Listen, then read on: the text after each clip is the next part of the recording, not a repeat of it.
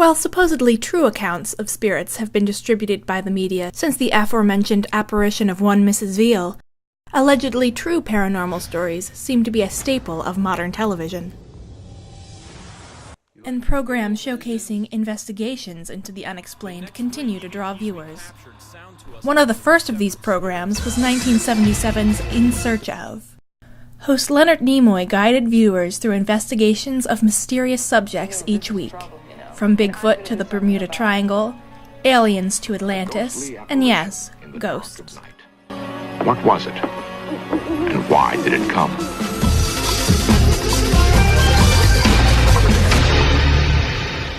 Each episode opened with the disclaimer.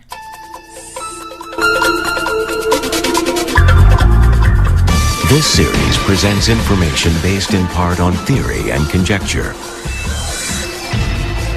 The producer's purpose is to suggest some possible explanations, but not necessarily the only ones, to the mysteries we will examine.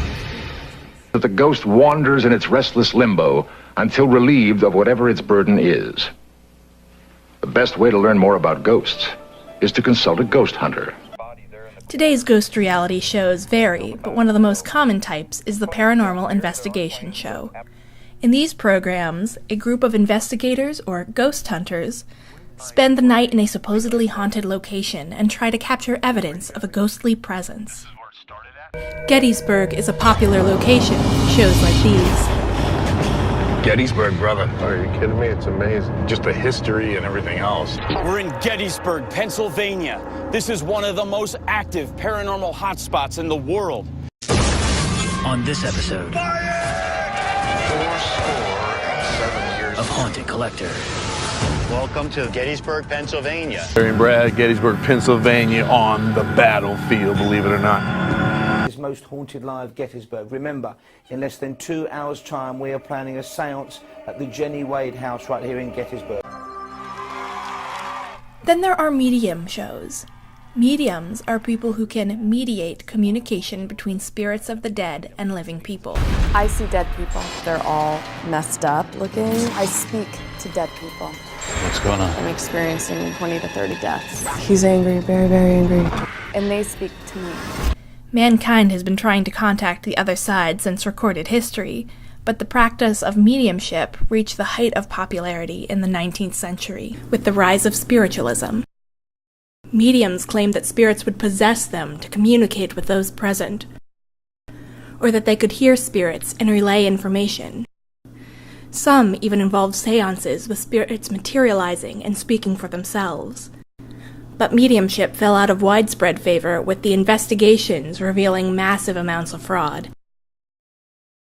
Many practitioners were caught using techniques made popular by stage magicians. Many magicians of the day helped to uncover fraudulent mediums, including the famous Harry Houdini. Proclaimed medium Daniel Douglas Home was caught slipping off his shoe and using his toes to ring bells and pull on the clothes of people sitting at his table. Or Helen Duncan, who was discovered to be producing fraudulent ectoplasm out of cheesecloth and using dolls to pass as apparitions under the cover of darkness.